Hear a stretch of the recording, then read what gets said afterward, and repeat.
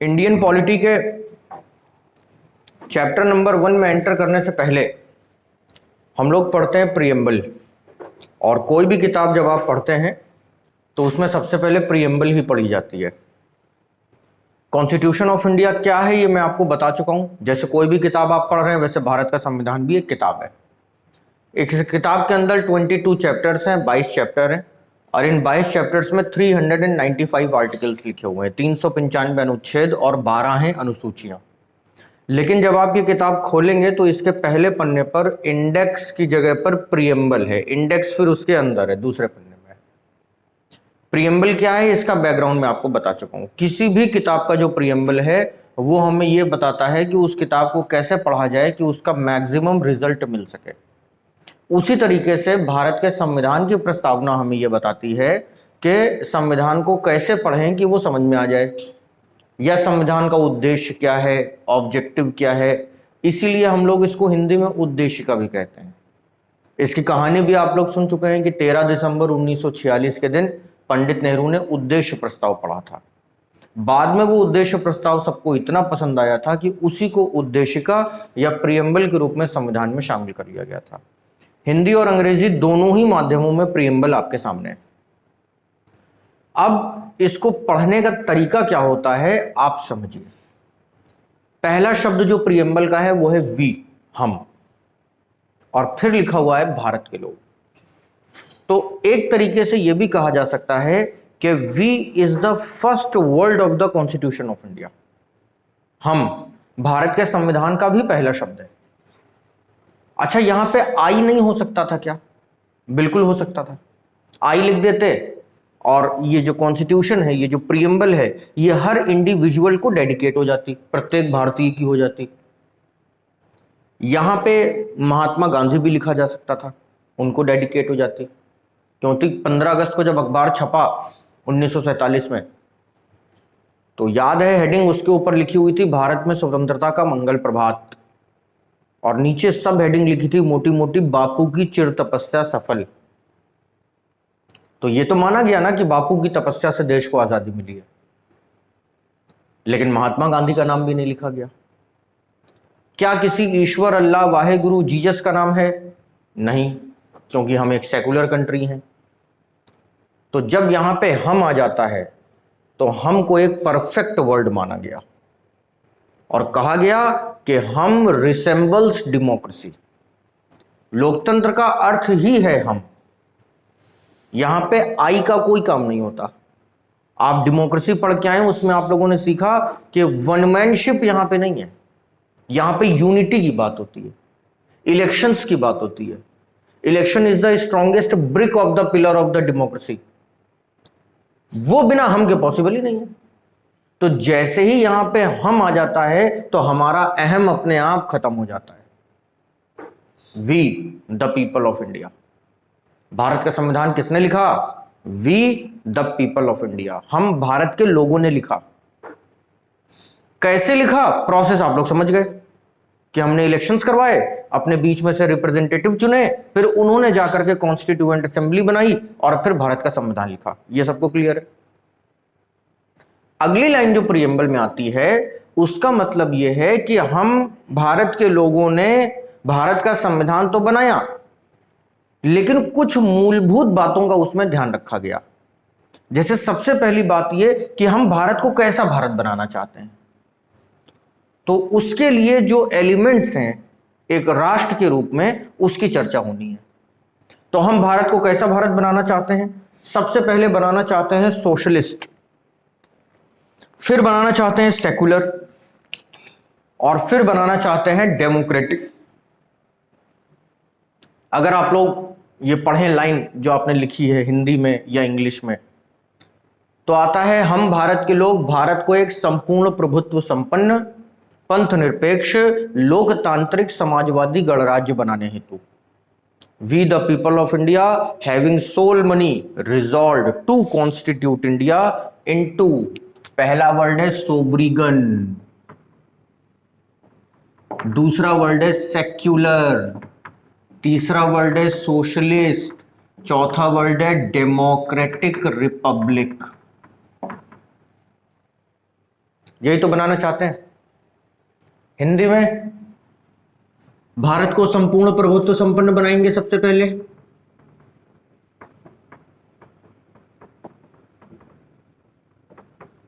फिर बनाएंगे पंथ निरपेक्ष, फिर बनाएंगे समाजवादी, और फिर बनाएंगे लोकतांत्रिक गणराज्य। ये 4 विशेषताएं हमारे देश की होंगी, और यहीं से आपसे क्वेश्चन पूछ लिया जाएगा पहला, among which one of these does not resembles in the constitution of India, या निम्नलिखित में से कौन सी एक भारत की राष्ट्र के रूप में विशेषता नहीं है। लेकिन यह समझना पड़ेगा कि इनका मतलब क्या है। सबसे पहले समझते हैं कि सोवरिगन किसे कहते हैं, प्रभुत्व संपन्न किसे कहते हैं। प्रभुत्व संपन्न का मतलब है हमारे ऊपर हमारा ही शासन। What is sovereignty? Sovereignty means our rule. हम लंबे समय तक गुलाम रहे। अगर आप ये कहेंगे कि अंग्रेजों ने 300 साल राज किया तो गलत है। 300 साल नहीं, हम 3000 साल तक किसी न किसी के कंट्रोल में ही रहे, आजाद कभी थे ही नहीं। सबसे पहले ईरानी हमला होता है, प्राचीन भारत आप लोग पढ़ चुके हैं, आपने सीखा, उसमें पर्शियन अटैक्स होते हैं, फिर यूनानी हमले होते हैं, फिर शक, कुषाण, हून, फिर अरबी, इसके बाद में फिर तुर्क, फिर मंगोल, फिर पुर्तगाली, फ्रांसीसी, डच, ब्रिटिशर्स, इतने अटैक हुए। तो लंबे समय तक किसी न किसी का शासन हमारे ऊपर रहा। लेकिन ये जो सोबर्निटी वर्ड आता है निकल करके वर्ल्ड हिस्ट्री के अंदर, इसका मतलब होगा रूलिंग इटसेल्फ। ये जो आप सुनते हैं for the people, by the people, to the people, यही सोबर्निटी है। हम कैसे भी हाल में रहें, अच्छे हाल में रहें, बुरे हाल में रहें, इससे किसी को कोई मतलब नहीं होना चाहिए, लेकिन शासन हमारा हमारे ऊपर ही होगा। कोई विदेशी ताकत, कोई दूसरा मुल्क अब भारत के ऊपर राज नहीं करेगा। बस यही सोबर्निटी है। आगे बात समझ में, सोबर्निटी का मतलब क्या होता है। अगला पॉइंट है सेकुलरिज्म, पंथ निरपेक्ष। सेकुलर का मतलब क्या होता है, और सेकुलर वर्ड को लेकर के इस देश में बड़े बवाल भी हैं। कोई कहता है कि सेकुलर का मतलब है सभी धर्मों के प्रति सम्मान का भाव रखना। कोई कहता है सेकुलर का मतलब है सबके साथ मिलजुल कर रहना। कोई कहता है कि रमजान का महीना चल रहा तो जितने हिंदू हैं सब रोजा रख लें तो वो सेकुलर हो जाएंगे। कोई कहेगा कि नवरात्र आएंगे तो सारे मुसलमान व्रत रख लें 9 दिन का तो वो सेकुलर हो जाएंगे। ये सब सेकुलरिज्म का मतलब नहीं है। एक लाइन है केवल सेकुलरिज्म की, there will be no national religion, बात खत्म। आप चाहे आईएएस पर ही उठा के देख लीजिए, चाहे पीसीएस, जब भी सेकुलरिज्म को लेकर के क्वेश्चन पूछे गए तो कमीशन ने यही आंसर माना, राष्ट्र का कोई राष्ट्रीय धर्म ना होना, बस बात खत्म। और ऐसे चलते फिरते किसी से पूछ लोगे कि भैया पंथ निरपेक्षता का मतलब क्या है, या भारत का राष्ट्रीय धर्म क्या है, तो हो सकता है कोई कह दे हिंदू। राष्ट्रीय धर्म कुछ नहीं है इस देश का। पंथ निरपेक्ष, सभी पंथों के प्रति निरपेक्ष होना, यह है पंथ निरपेक्षता। अब जब किसी भी देश का कोई राष्ट्रीय धर्म नहीं होगा तो इसका मतलब यह हुआ कि सभी धर्मों को इक्वल स्टेटस होगा। इसका मतलब यह हुआ, इसका मतलब यह भी हुआ कि सभी धर्मों को एक नजर से देखा जाएगा, अलग अलग चश्मा नहीं होगा। इसके प्रोविजंस आपको कॉन्स्टिट्यूशन ऑफ इंडिया के अंदर भी मिलते हैं। तो कहने का मतलब यह हुआ कि आप जिस धर्म को मानते हैं उसको अच्छे से मानिए, बेहतरीन तरीके से, कट्टरता के साथ मानिए, लेकिन किसी दूसरे के धर्म से आपका लेना देना नहीं होना चाहिए। अब होता क्या है हमारे देश में, ना ही अपने धर्म को कट्टरता से मान पा रहे हैं, लेकिन सबसे ज्यादा घुसे हैं दूसरे के धर्म में। तो सेकुलर स्टेटस तो है लेकिन सेकुलर कैरेक्टर नहीं है आपके अंदर। आपको लगता है कि आपका धर्म छोड़ के बाकी दुनिया के सारे धर्म बेकार हैं, वो चाहे जो हो। ऐसा नहीं है, सबके अपने अपने धर्म है। और आगे चल के आप आर्टिकल 25 के अंदर पढ़ेंगे कि religion is the matter of personal faith and belief. Bharat में धर्म निजी आस्था और विश्वास का प्रतीक है, तो इसमें नेता ना बनिए। अपने धर्म को अच्छे से मानिए, दूसरे धर्म के प्रति न्यूट्रल, उसमें आपको घुसने की जरूरत नहीं है। यह सेकुलरिज्म है। आई बात समझ में? तीसरा जो पॉइंट है वो है समाजवादी। अच्छा, एक चीज यहां पे और है, जैसे ये जो सेकुलरिज्म शब्द है प्रीएम्बल के अंदर, ये तो बाद में जोड़ा गया 76 में, इंदिरा गांधी ने 42nd कॉन्स्टिट्यूशनल अमेंडमेंट में जोड़ा। तो कुछ लोग इसका यह भी मतलब निकाल सकते हैं कि भारत 1976 में सेकुलर हुआ। नहीं निकाल सकते। अगर आप मूल प्रीएम्बल देखें जो भारत के संविधान में लिखी हुई है, तो उस प्रीएम्बल में सेकुलर वर्ड नहीं है। तो क्या इसका यह मतलब है कि भारत पहले सेकुलर नहीं था, 1976 में सेकुलर बना? नहीं, ऐसा नहीं है। आप अंदर जब फंडामेंटल राइट्स पढ़ेंगे तो आपको लगभग सभी अनुच्छेदों के अंदर सेकुलर कैरेक्टर मिलेगा इंडिया का। हाँ, रिटन नहीं था कहीं पे, रिटन ये हुआ 1976 में। तो इसका ये अर्थ ना निकालिए कि भारत इसके पहले सेकुलर नहीं था, शुरू से सेकुलर था। लेकिन यहां पे ये लिख देने से अब बिल्कुल मुहर लग गई है। अगला पॉइंट है सोशलिज्म, समाजवादी। समाजवादी आप जानते ही हैं क्या होता है, आप इकोनॉमी पढ़ के आए हैं। समाजवाद का मतलब, सोशलिज्म का मतलब क्या होता है? इक्वालिटी। सरकार ऐसी नीतियां बनाएगी जो गरीबों के हित में होंगी, बस ये सोशलिज्म है। और फिर डेमोक्रेटिक रिपब्लिक। डेमोक्रेसी का मतलब आप खूब जान चुके हैं, अब एक लेक्चर आपने पूरा डेमोक्रेसी पे ही पढ़ा है।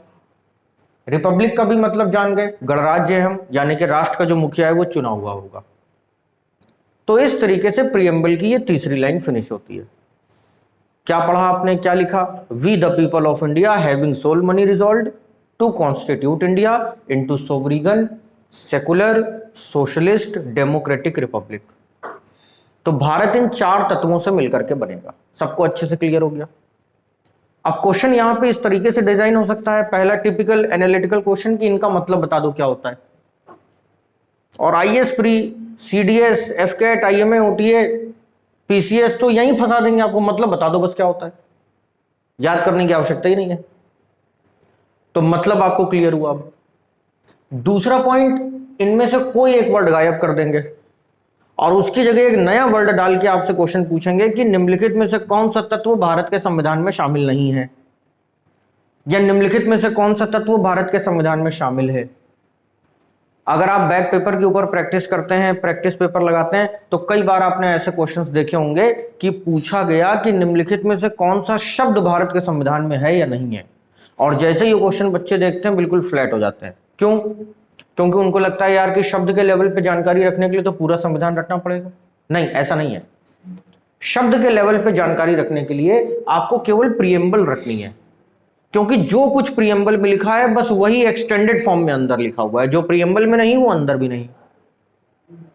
उदाहरण के तौर पे अगर आपसे ऐसा प्रश्न पूछा जाए कि निम्नलिखित में से कौन सा एक शब्द भारत के संविधान में शामिल नहीं है, और चार ऑप्शंस आपको दे दिए जाएं, पंथनिरपेक्षता, समाजवाद, लोकतंत्र, राजतंत्र, तो आप तुरंत टिक कर देंगे राजतंत्र, क्योंकि प्रीएम्बल आपने पढ़ लिए। मोनार्कियल सिस्टम नहीं है इंडिया के अंदर।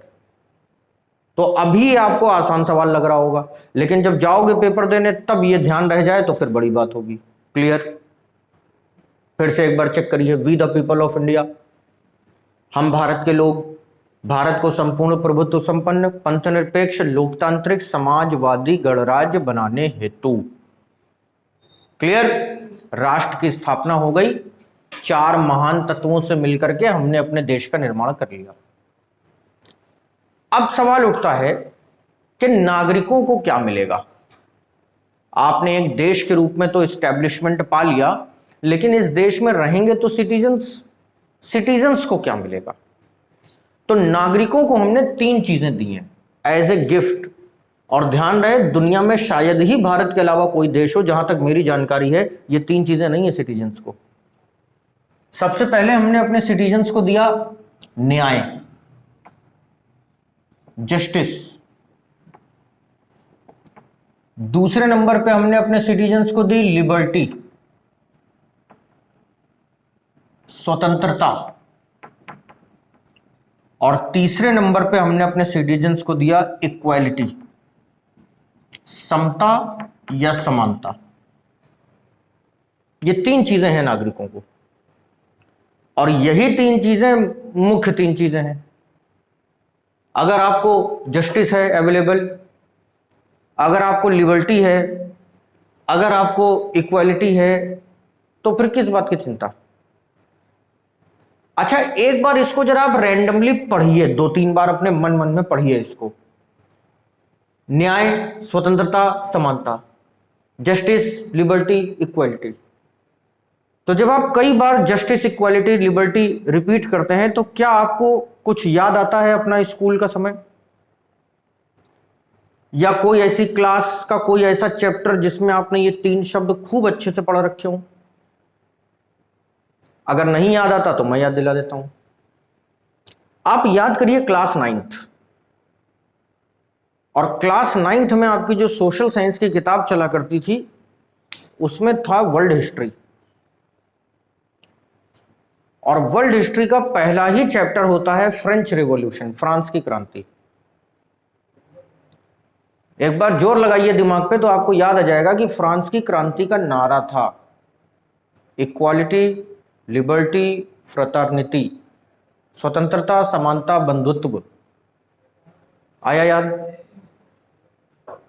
और फ्रांस दुनिया का पहला देश है जहां पे क्रांति हुई, मोनार्की का अंत करके वहां पर डेमोक्रेटिक वैल्यूज की स्थापना करी गई। वो बात और है कि डेमोक्रेसी बहुत दिनों तक नहीं चली और नेपोलियन आ गया, लेकिन जन्म वहीं से हुआ। यही रीजन है कि फ्रांस को लोकतंत्र की जननी कहते हैं। ध्यान रहे, France is the mother of the democracy. दुनिया का सबसे पुराना लोकतंत्र होने का दावा अमेरिका करता है, लेकिन वो इसलिए करता है क्योंकि उनके पास दुनिया का सबसे पुराना रिटन कॉन्स्टिट्यूशन है, लिखित संविधान है। और दुनिया का सबसे बड़ा लोकतंत्र होने का दावा हम करते हैं, भारत है भी। लेकिन ये पैदा जहां हुआ लोकतंत्र, वो देश है फ्रांस, आधुनिक लोकतंत्र। पहले के लोकतंत्र की बात नहीं कर रहे हैं, मॉडर्न डेमोक्रेसी जो आजकल चलती है। इसीलिए फ्रांस आज भी दुनिया के सबसे खूबसूरत देशों में है जहां पर डेमोक्रेटिक वैल्यूज हैं। कुछ लोगों को यह बात डाइजेस्ट नहीं होगी। अगर लेटेस्ट इंसिडेंट आपको बताऊं तो फ्रांस ने हिजाब पे प्रतिबंध लगाया और कहा पब्लिक प्लेस के ऊपर कोई लड़की, कोई महिला हिजाब नहीं पहनेगी। अगर यह हमारे देश की सरकार कर देती, हम भी डेमोक्रेटिक कंट्री हैं, तो अब तक मेरे ख्याल में यूनाइटेड नेशन से लेकर के और गल्फ कंट्रीज तक ये सब लेटे होते। लेकिन फ्रांस के सामने किसी की हिम्मत नहीं। दो रीजन। पहला रीजन, फ्रांस सिक्योरिटी काउंसिल का परमानेंट मेंबर है, उसका कर क्या लोगे। और दूसरा रीजन कि जब वो इक्वालिटी की बात करते हैं तो उनकी इक्वालिटी सबके लिए है, तो उनके पॉइंट ऑफ व्यू से ये इक्वालिटी थी, सब एक समान दिखेंगे। अब फ्रांस चूंकि मेरे one of the favourite countries में से, तो मैं फ्रांस पे चर्चा करूंगा तो करता ही रहूंगा, तो उसको स्किप करते हैं, उसकी चर्चा कभी और। फिलहाल आप समझ गए कि भारत में नागरिकों को जो अधिकार मिले वो कहां से मिले। क्लियर? हमने फ्रांस की क्रांति के नारे को एज इट इज उठा के प्रीएम्बल में शामिल किया और नागरिकों को ये 3 तोहफे दिए। अब ये जो जस्टिस हम अपने नागरिकों को देंगे ये 3 तरीके का होगा, सोशल, इकोनॉमिकल, पॉलिटिकल। देखिए आपने एज इट इज यही लिखा है, जस्टिस, सोशल, इकोनॉमिकल, पॉलिटिकल, सामाजिक, आर्थिक, राजनीतिक, न्याय, यही तो लिखा। लिबर्टी जो हम देंगे अपने नागरिकों को वो 5 प्रकार की देंगे। अभिव्यक्ति, right to freedom of expression, faith, belief, worship, 5 varieties आपने लिखी।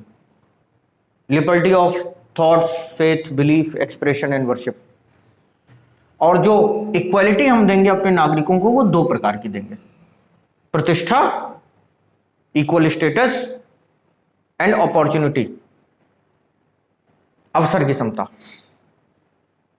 अब देखिए क्रम बना कि नहीं बना, ऐसे आप नहीं याद रख पाएंगे, लेकिन अगर आप इस तरीके से याद रखेंगे कि नागरिकों को क्या क्या मिला, 3 चीजें मिली, न्याय मिला, स्वतंत्रता मिली, समानता मिली। अब न्याय कितने प्रकार का मिला? 3, स्वतंत्रता 5 और समानता 2 प्रकार की मिली। न्याय की चर्चा अगर करेंगे तो ये जो जस्टिस है, सोशल, इकोनॉमिकल, पॉलिटिकल, इसमें सोशल जस्टिस का मतलब है सामाजिक न्याय। सामाजिक न्याय में कोई किसी भी जाति का व्यक्ति हो, सामाजिक तौर पर कभी उसके साथ भेदभाव नहीं किया जाएगा, सभी बराबर होंगे। बात चाहे चुनाव लड़ने की हो, चाहे आईएएस पीसीएस बनने की हो, इंजीनियर बनने की हो, कोई रोक टोक नहीं। आर्थिक न्याय की जब बात करी जाएगी तो यहां पे सैलरी के मामले में सब एक बराबर होंगे। सरकारी योजनाओं में अगर कहीं पे कोई सब्सिडी मिलनी है, कहीं पे कोई पैसा मिलना है, तो किसी के साथ कोई भेदभाव नहीं होगा। और राजनीतिक न्याय की बात जब होगी तो पॉलिटिकली भी सब सेम होंगे। जैसे क्षत्रियों को प्रशासन का अधिकार था पहले वैदिक काल में, अब ऐसा नहीं है। इसको और डिटेल में हम लोग तब पढ़ेंगे जब अंदर जाएंगे, क्योंकि यही सारी चीजें अंदर भी हैं लेकिन एक्सटेंडेड फॉर्म में। फिर बारी आती है स्वतंत्रता की। 5 प्रकार की हैं। सबसे पहली स्वतंत्रता आपने अभिव्यक्ति लिखी, एक्सप्रेशन। तो आपको अभिव्यक्ति की स्वतंत्रता, आप स्वयं को अभिव्यक्त कर सकते हैं। विचार, अभिव्यक्ति, विश्वास, धर्म और उपासना। विचार की स्वतंत्रता है, आप कैसा भी विचार अपने मन में ले आइए, कोई प्रॉब्लम नहीं है। राष्ट्रवादी विचार आ रहा है तो राष्ट्रवादी विचार ले आइए, नहीं तो आतंकवादी विचार भी ला सकते हैं, कोई प्रॉब्लम नहीं है। वो फिर बात की बात है, देखा जाएगा। अभिव्यक्त आपको करना है अपने आप को तो करिए, बोल के करना है बोल के करिए, लिख के करना है लिख के करिए, हाथ पे काली पट्टी बांध के अपने आप को एक्सप्रेस करना चाहते हैं तो कर लीजिए। कुछ लोग रेल की पटरी उखाड़ के अपने आप को एक्सप्रेस करते हैं, कुछ लोग बसों में आग लगा के अपने आप को एक्सप्रेस करते हैं, कुछ लोग संसद भवन में घुस के तोड़फोड़ करके अपने आप को एक्सप्रेस करते हैं। खूब करिए, आपको राइट टू एक्सप्रेशन है। बाद में समझेंगे कि ऐसे एक्सप्रेशन से होगा क्या, वो बात की बात है। धर्म, कोई भी धर्म मानने के लिए आजाद है, कोई भी पूजा वर्शिप करने के लिए आजाद है। तो ये 5 प्रकार की स्वतंत्रता, आजादी आपको मिली हुई है। इसके बाद नंबर आता है इक्वालिटी का, समानता। तो पहली तो प्रतिष्ठा, यानी कि आपकी हमेशा स्टेटस का ध्यान रखा जाएगा। स्टेटस क्या है?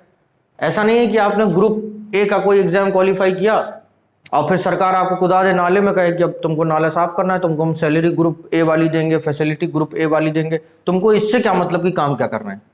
नहीं, मतलब है आपके स्टेटस का ध्यान रखा जाएगा। और फिर equality in the matters of public employment, सरकारी नौकरी देने में सभी के साथ एक समान व्यवहार होगा, कोई भेदभाव नहीं होगा। तो 3 चीजें ये जो सिटीजन्स को मिली, अच्छे से आपको क्लियर हो गई, जस्टिस, लिबर्टी और इक्वालिटी। अगर मैं गलत नहीं हूं तो पीसीएस 2020 में ये क्वेश्चन प्री में आया था और कहा गया था कि जो कुछ सिटीजन्स को मिला है संविधान में उसको सही क्रम में सजाइए। और क्वेश्चन में लिख के दिया था उन्होंने कि न्याय, स्वतंत्रता और समानता को सही क्रम में सजाइए, और ऑप्शन में था 5 3 2 2 3 5, ऐसा करके एक क्वेश्चन था। और वो क्वेश्चन बड़ा प्यारा लगा मुझे, क्योंकि जब क्वेश्चन इस लेवल पे पूछे जाएंगे तो मतलब फिर इस लेवल पे पढ़ना पड़ेगा। और मुझे बड़ी खुशी हुई कि पढ़ाने का ट्रेंड हमारा इसी तरीके का है, तो अब ऐसे क्वेश्चन भी आ रहे हैं। तो ऐसा क्वेश्चन अब आया तो क्या फॉर्मूला बनेगा आपके पास? 3 5 2, क्लियर? रटने का काम ही खत्म, रटना है ही नहीं। अब जरा एक बार फिर पढ़ लीजिए preamble. We the people of India having solemnly resolved to constitute India into sovereign, secular, socialist, democratic republic. इतना clear. And to secure all of its citizens justice, social, economical, political, liberty of thoughts, faith, belief, expression, worship, equality of status and of opportunity. इतना clear है, सबको याद भी हो गया होगा। And to promote among them all, citizens को सब कुछ दे दिया, देश बढ़िया बन गया, नागरिकों को उनके अधिकार मिल गए, क्या बस यही सब कुछ खत्म हो जाता है? नहीं। कलाकार ने एक अच्छी क्वालिटी की मिट्टी ला करके उस मिट्टी को साना, उस मिट्टी से कंकड़ साफ किए, फिर एक खूबसूरत मूर्ति बनाई, उसमें कलर लगाया, पेंट किया, एक्सप्रेशन दिए मूर्ति को, अब जान डालना बाकी है। तो उसी तरीके से हमने भी एक मिट्टी लाए और उस मिट्टी से हमने अपना राष्ट्र बनाया, हमने कुछ बुत बनाए जिन बुतों को ये अधिकार दिए, अब जान डालना बाकी है। और जान डाली गई and to promote among them all, और उन सब में फ्राटर्निटी, बंधुता, भाईचारे की भावना डाली, जान के रूप में भाईचारा डाला। And the unity and integrity of the nation, कैसा भाईचारा? जो हमेशा एक रहना सिखाए, एक बार तो टूट चुके हैं, दोबारा कभी टूटने की हिम्मत ना हो। यूनिटी एंड इंटीग्रिटी, एवं उन सब में व्यक्ति की गरिमा, राष्ट्र की एकता और अखंडता को सुनिश्चित करने वाली बंधुता को बढ़ाने के लिए। बंधुता का मतलब वो भावना, वो भाईचारा आपके अंदर होना चाहिए, वो फीलिंग आपके अंदर होनी चाहिए जो इस देश को एक करे, अखंड करे। एक बार खंडित हो चुका है, दोबारा खंडित ना हो, ऐसी भावना हमने डाली। और जब भावना भी डाल दी, जान भी फूंक दी, तो एक देश बनके तैयार हो गया। और फिर हमने वादा किया कि अपनी इस संविधान सभा में ऑन दिस डे 26 नवंबर 1949 के दिन, on this day 26 of November 1949, हम इस संविधान को स्वीकार करते हैं, लेकिन 3 तरीकों से: adopt, enact and give to ourselves. हम सबसे पहले भारत के संविधान को अंगीकार करते हैं, अंगीकृत करते हैं। अंगीकृत का मतलब होता है अंग के रूप में स्वीकारना, अंगीकृत, अंग के रूप में स्वीकारना। इसलिए ध्यान रहे, यह संविधान आपका अंग है। अगर संविधान को कभी चोट पहुंचती है तो आपके अंग को चोट पहुंचने जैसा माना जाएगा। अंग के रूप में स्वीकारने का मतलब हमारी पौराणिक मान्यताओं में अर्धांगिनी, जैसे पत्नी को अपने अंग के रूप में स्वीकारा था शिव ने, तो वहां से कॉन्सेप्ट आया था अर्धांगिनी, यानी कि आधा अंग। शिव ने अर्धनारीश्वर रूप लिया। तो वैसे ही यह संविधान आपका अंग है, लेकिन अर्धांगिनी नहीं है, अंग है, अंगीकृत। आपका हाथ कटेगा, आपको दुख होगा, चोट लगेगी, पेन होगा, पीड़ा होगी, तो वही पीड़ा आपको होनी चाहिए अगर इस संविधान पे कोई प्रश्न उठा दे, इस संविधान को कोई चोट पहुंचा दे तो। और अगर कोई कह दे हम अंगीकार नहीं करेंगे, हमारे धर्म में अंगीकार करने की मनाही है, तो उनके लिए यह अधिनियमित है, इनेक्टेड है। अधिनियमित का मतलब अधिनियम के रूप में है, इनफोर्सेबल बाय लॉ। अगर खुशी से इसको गले लगा लो तो ठीक, नहीं तो इनफोर्सेबल बाय लॉ, अधिनियमित है। और फिर हम आखिरी में इसको किसी देवी देवता के ऊपर अर्पित नहीं करते, क्योंकि हमारा सेकुलर कैरेक्टर है, आत्मार्पित, गिव टू अवर सेल्फ, अपने ही ऊपर अर्पित करते हैं। जिसका मतलब है कि इस संविधान को बचाना, इस संविधान की खूबसूरती को बनाए रखना और आगे लेकर के जाना, यह जिम्मेदारी भी हमारी और आपकी है। इस प्रकार से यह प्रियम्बल की कहानी यहां पे समाप्त होती है। और यह प्रियम्बल अब जब आपने समझी तो आपको गर्व महसूस होगा कि हम एक महान राष्ट्र में रहते हैं, और याद तो हो ही गई होगी। फिर सिग्नेचर हुए डॉक्टर राजेंद्र प्रसाद के, इसके नीचे डेट लिखी है। और फिर जो जीवित बचे सदस्य थे उनके सिग्नेचर हुए 292। और भारत के संविधान को 26 नवंबर 1949 के दिन ही लागू कर दिया गया। कुछ हिस्से इसके, लेकिन 1929 में लाहौर सेशन हुआ था, जहां पे पंडित नेहरू ने कंप्लीट इंडिपेंडेंस का नारा दिया था और जनता के अंदर जोश जगाया था कि मर जाएंगे मिट जाएंगे लेकिन एक साल में आजादी लेके रहेंगे। और 26 जनवरी 1930 को इन्होंने अपनी आजादी मना भी ली थी। तो कांग्रेस पार्टी हमेशा से चाहती थी कि देश जब भी आजाद हो तो 26 जनवरी के दिन हो,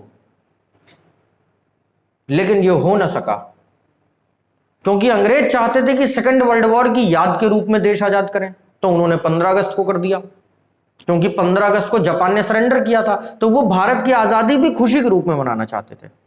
तो उन्होंने इंडिया इंडिपेंडेंस एक्ट जो था उसको लागू किया 15 अगस्त को। अब कांग्रेस का फिर दिल दुखा ही होगा, जाहिर सी बात है। तो जब भारत का संविधान बनके तैयार हो गया तो उन्होंने रोक दिया और कहा इसको लागू ना करिए, इसको लागू करिएगा 26 जनवरी को। तो जानबूझ के इसको 2 महीने रोका गया और फिर 26 जनवरी को आधिकारिक रूप से लागू किया गया और 26 जनवरी 1950 को we became the largest democratic country in the world. एक सवाल यहां पे और बचता है आखिरी में कि फिर जब हमसे क्वेश्चन पूछा जाएगा तो हम जवाब क्या देंगे। तो अगर आपसे क्वेश्चन पूछा जाए constitution of India adopted, enacted, तो आंसर होगा 26 नवंबर।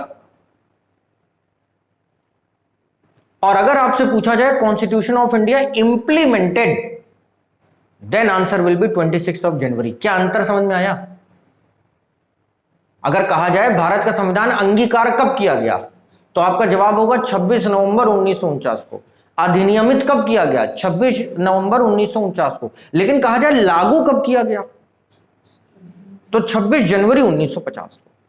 इस तरीके से प्रियम्बल की कहानी यहां पे समाप्त होती है। आशा करता हूं कि आप सभी को प्रियम्बल याद हो गई होगी और ये बिल्कुल एक मंत्र है। आप अपने घर में गायत्री मंत्र पढ़े ना पढ़े, प्रियम्बल जरूर पढ़ा करिए और वो गर्व की भावना जरूर आपके मन में होनी चाहिए कि you are the citizen of India and the part of the holy land of India. तो यहां से हम लोग प्रियम्बल समाप्त करेंगे। कोई डाउट है तो पूछ लीजिए।